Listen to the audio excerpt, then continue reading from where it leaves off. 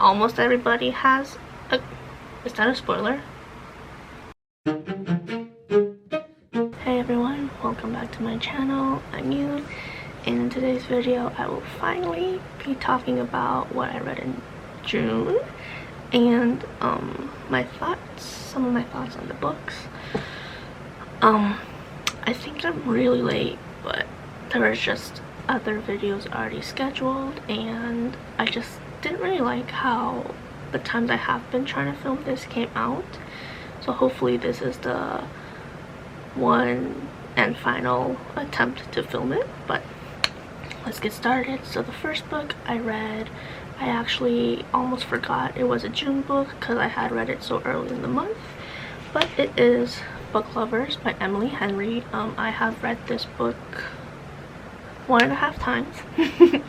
This is actually my copy, and you can see it's very bland, like there's nothing happening to it, and that's because I got to like chapter 2, and then I realized that a friend of mine who I didn't know knew like romance at that time, I thought she would really like it, so I bought a copy.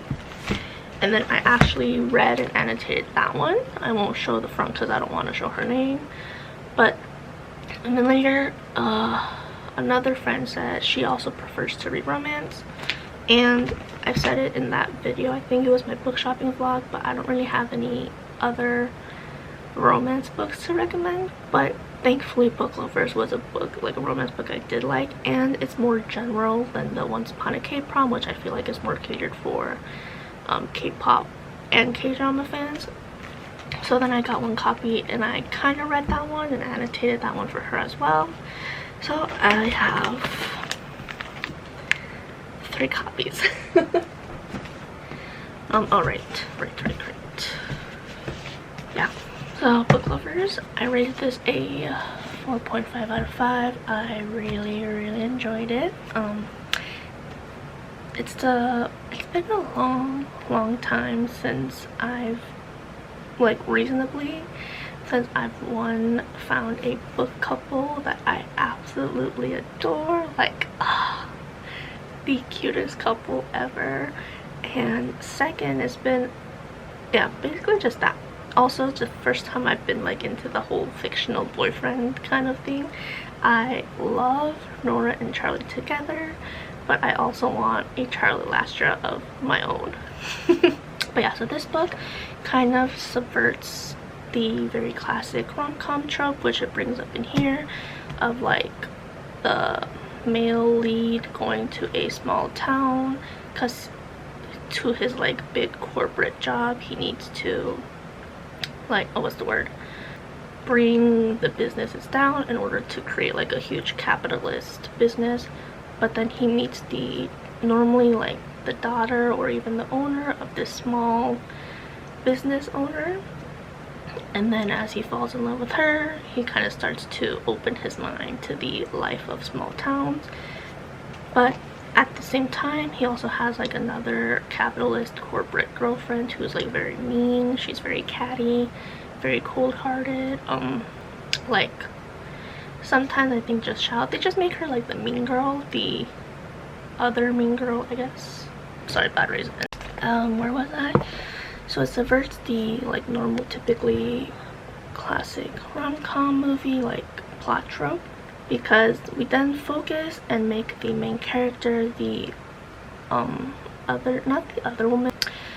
the catty capitalist girlfriend who's living in the big city. That is our main character, who is Nora. And it just, from then on, because we subvert the focus of that romance trope plot, we then it like subverts the other tropes that follow. So like small town is not as magical as, what is wrong with my hair, as it normally is. She doesn't want a life in the small town, like that's not for her. Her love interest also is not a small town interest, and etc. I thought that was a really interesting take and exploration of like a different point of view of another character who's normally overlooked within movies. But yeah, overall super cute story. The couple was really cute. The characters themselves, like even not being a couple, they were both very well fleshed out and I thought unique and well developed, and they had their own personality, like they weren't reliant on each other. And there's just a lot of other relationships to focus on, like there's sibling relationships, you know, like work relationships, romance relationships. So I thought it was just a very fun and interesting read. Personally for me, this did get a little boring sometime in the middle because I felt like there's just too much focus on the couples and on the couple and like their development, but there wasn't a focus or development or progression within the actual plot. So it felt boring because it felt stuck at the same time. Like it's as if time was frozen simply for the sake of the couple's development. So that did feel like kind of boring at one point. It felt very stagnant. But other than that, it was really cute. I was squealing for the couple the whole time. I was rooting for them. I was wanting them to get married. And yeah, so 4.5 out of 5. Book Lovers by Emily Henry. Also, sorry I forgot to hold this up the entire time. I don't know why I put it down. The next book I read was If I Had Your Face by Frances Cha. Maybe I should back up a little bit. And I rated this a 4 out of 5. It is a literary fiction novel and it focuses on 4 women who like have different difficult situations they are living in Seoul, and it kind of shows and talks about it, like it deals with their struggles that they have to face as not only as women in Korean society but also as women who don't have or don't follow Korean patriarchal societal values, and like kind of the struggles that brings, which, you know, it's like a full circle, the struggle it brings from them not fitting, and then how they learn to face those struggles both individually and eventually together, like how they learn to support each other. So I thought this was a really good thought-provoking book. I didn't like absolutely love it or find anything too like about it, just cause I don't know why, it didn't hit me that hard, but it did hit me hard and I did like it. I will say please check the content warnings for this one. It's been a while, so I can't remember everything.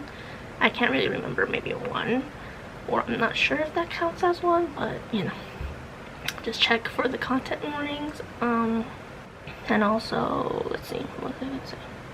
This can be kind of sad. Like I felt pretty disheartened a lot of the times reading the chapters. So also, if you're not in a good headspace or you don't want to put yourself in that kind of like sad headspace, don't read this book.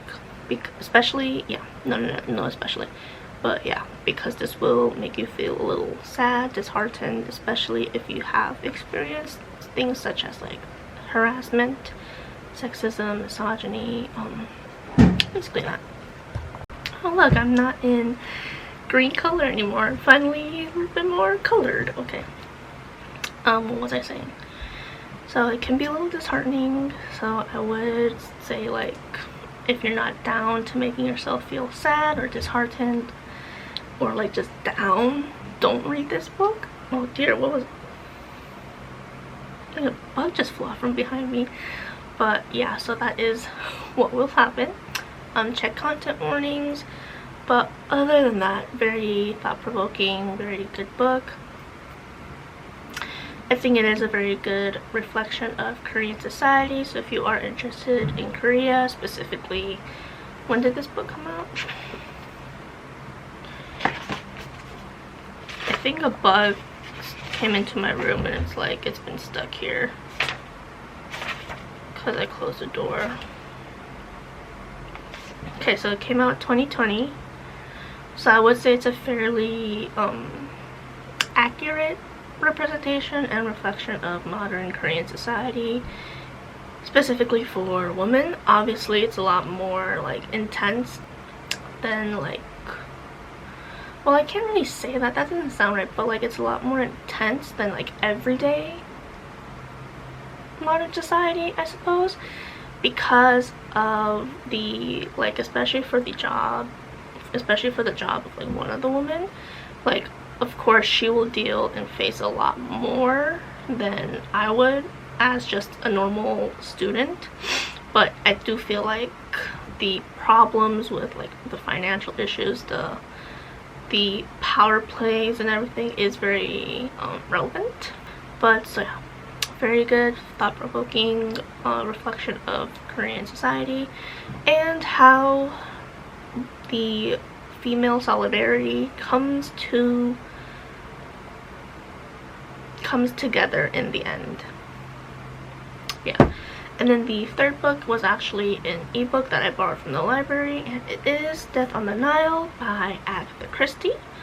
This one I also rated a 4 out of 5 because, dear me, what's wrong with my voice? Because it wasn't like absolutely amazingly mind-blowing in terms of like the mystery and just what happened, but it was a very, very fun detective mystery book. But Death on the Nile, I will say, was the most fun of the books I've read by her. It was definitely also the most engaging. I think because of the constant information feeding of people's testimonies and just observations of the people and interactions with them, and just more revelations of their relationship to both Lynette and also maybe her money or her dad. Like the constant feeding of information to the readers is what I think helped keep it more engaging. So before I continue, let me tell you what the story is about. So it is about, obviously, Hercule Poirot. So before we bring him into the story, it focuses on mainly 3 people: Lynette Ridgway, Jacqueline de Belfort, and Simon Doyle. Jacqueline, or Jackie, so Lynette Ridgway is the it girl in this book. She has like literally everything. She has the money, she has the looks, she has the business skills. So she's just like, not only has she inherited her fortune, she's constantly able to increase it through her knack for business. So she's like, she has it all. She's constantly on the gossip rag, she's constantly in the news. People are equally in awe and hate on her. And Jackie is one of her best friends that they meet up one day. It's been a while since they've met, and then so there's been rumors of Lynette being engaged to somebody else called Winsham. Anyways, engagement. And then Jackie comes to her and she's like, I'm actually engaged and I want you to give my fiance a job. Like, don't give us money, but just give him a job. So, and if he doesn't do a good job, you can fire him, but just give him a chance. And Jackie's fiance is Simon Doyle. She introduces Lynette and Simon, and then Lynette, the chapter kind of like ends on an odd note. It makes you feel a little apprehensive of what's gonna happen. And then there is a time skip. 6 weeks later, we find out that Hercule Poirot is on vacation and he's decided to take a cruise around the Nile. Interestingly enough, also the whole thing between the 3 people is they were talking about that in a bar or something. Hercule Poirot was there and he heard everything, so he like has this meeting in his memory. Time skip 6 weeks later, he's on vacation on the cruise on the Nile. He sees Lynette and he hears that she's been married, but it's not her fiance that she was originally. There were talks of she's married to Simon Doyle. So obviously Hercule Poirot was like, what? He's like, am I hearing this right? And then we see Jackie on the same cruise because apparently Lynette and Simon are there for their honeymoon. And it turns out that Jackie has been tailing them their whole honeymoon to like psychologically torment them. And the Nile seems to be their final destination. So then there's all that relationship drama. All the other passengers on the cruise are somehow I can't remember if they were invited to the cruise or if just by chance they were on the cruise, but they still knew of Lynette or had some sort of connection to her. Like, they were definitely all up in the upper society. Like, they were all pretty rich, I think. So obviously, you know, a huge row is going to happen, and then one does happen between Simon and Jackie. And then on the same night, the next day, we find out that on the same night they had the argument, Lynette is found dead, and her extremely valuable pearl necklace was found stolen. So Poirot needs to get out of his vacation and solve the mystery behind Lynette's murder. Was it mediated, like premeditated, or was it like a crime of passion in which the criminal's goal was just the pearl necklace, but as a result they had to kill Lynette in order to successfully steal it? Or was Lynette herself the actual target?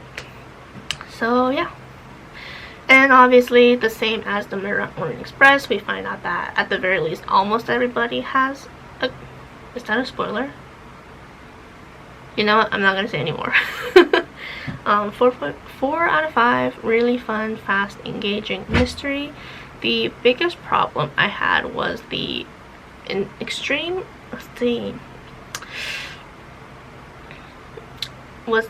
dumping of characters on me all at once in the beginning. That made it really hard to remember who exactly was who, what they were doing, and just keeping the information connected to that one character. It got to the point where I was reading and enjoying the story without, like, if I came across a character's name and I couldn't remember who they were, I didn't like try to go back and be like, who was this character again? I just kept on reading because I was like, man, this just is not worth it. There's just so many moments when this happens, and there's so many characters that I was like, I don't even want to try to keep track of them anymore. Eventually I did like remember and have a grasp on who each character was near the end of the story, but for a good 2/3 of it I was very like, I was confused. I was not exactly sure who was who, and I think that was mainly just because literally dumped all the characters in the beginning, like in the first chapter, and I was like, man, I don't even want to. And then it just made it more confusing because as you think you're getting used to the characters, once in a while like 1 or 2 new characters will like pop up, and then you're like, oh my gosh, I have to remember more characters now. So yeah, that was definitely a very downside to the story, and what really kept me from maybe completely enjoying it. But yeah. Now, for the final book, which is also my favorite. Am I even in focus? Have I not been in focus this whole time? Oh no! And my final book of the month, and my favorite book of the month, is The Silent... No, I was confusing it with a different title. I didn't even read that book yet. It's The Forest of Stolen Girls by Yoon and I'm. I rated this a 5 out of 5. I absolutely loved it. So this book is a historical mystery fiction. Oh, am I too... I don't know. Is a historical mystery fiction set in Korea, the Joseon Dynasty. It is 1426. Our main character, Min Hwani, or Hwani Min, to know like the first and last name, she is on her way back to her hometown village in Jeju-do, or Jeju Island, to find her dad, who went missing and was later proclaimed dead, but she doesn't believe he's dead she doesn't yet believe he's dead because they couldn't find his body. So she embarks on her own journey to find him.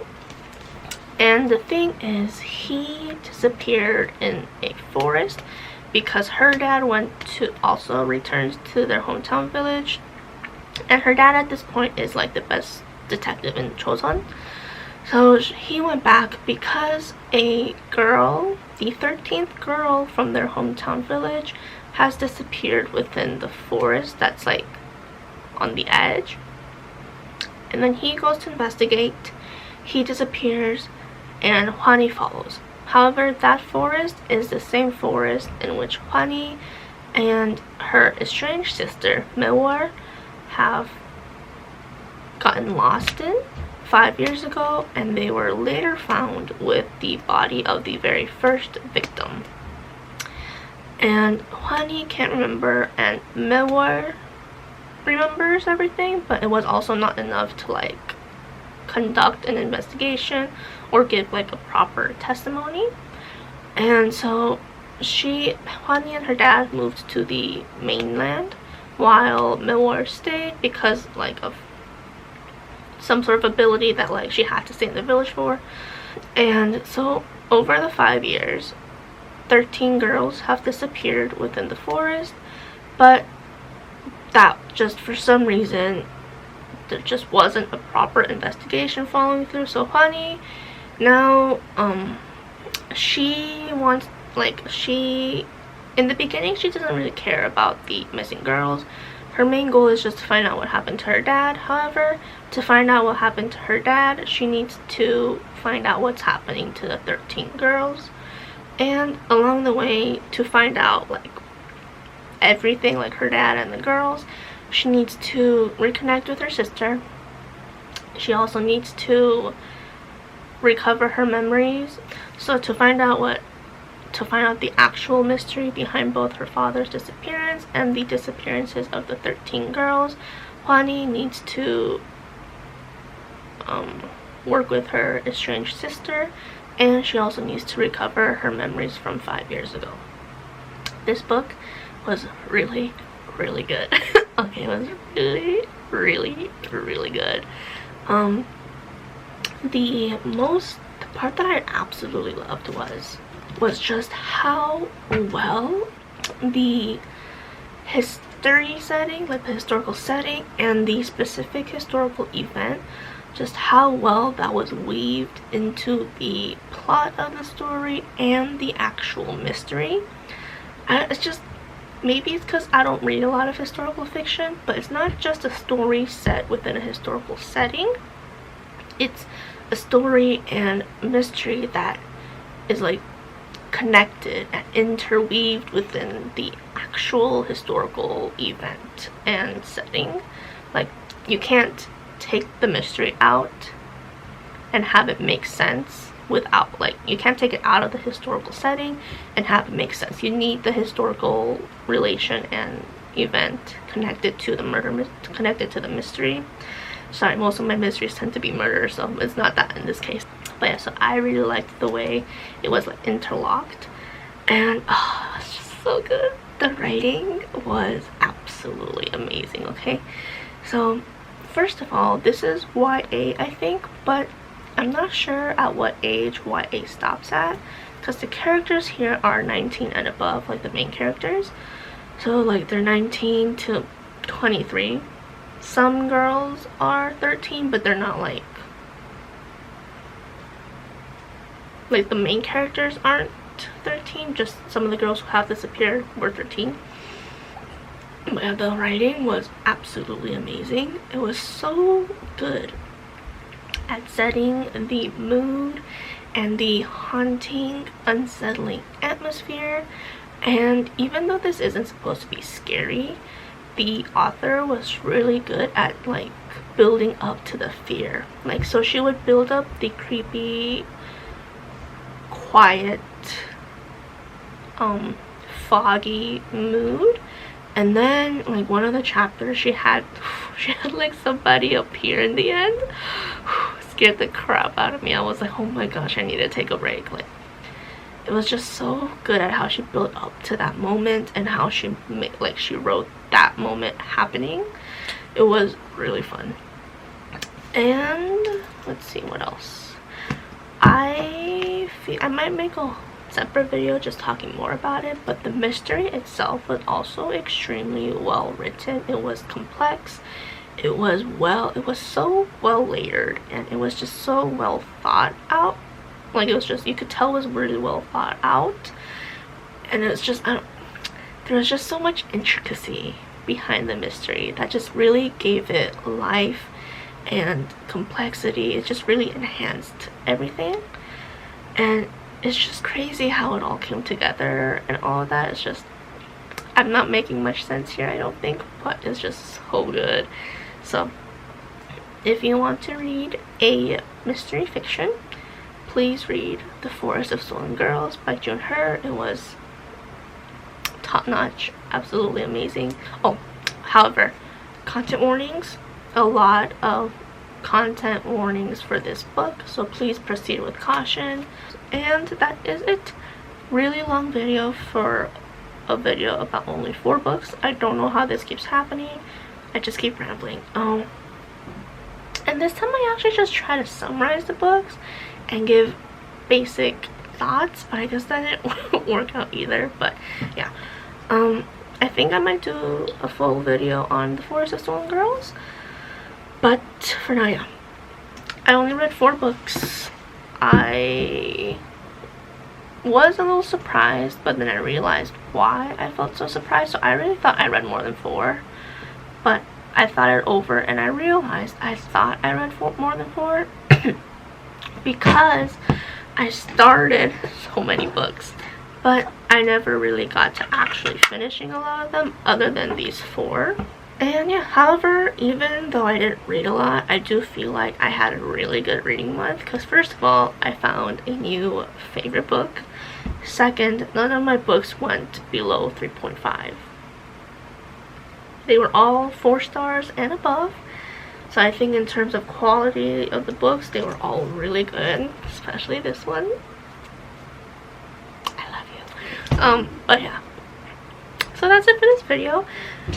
I hope you enjoyed it, and let me know how your reading month went. Let me know if they were mainly good books or bad books or in between, or like, actually, let me know what your favorite book of June was, because I would love to hear what you guys enjoyed and also get some new recommendations.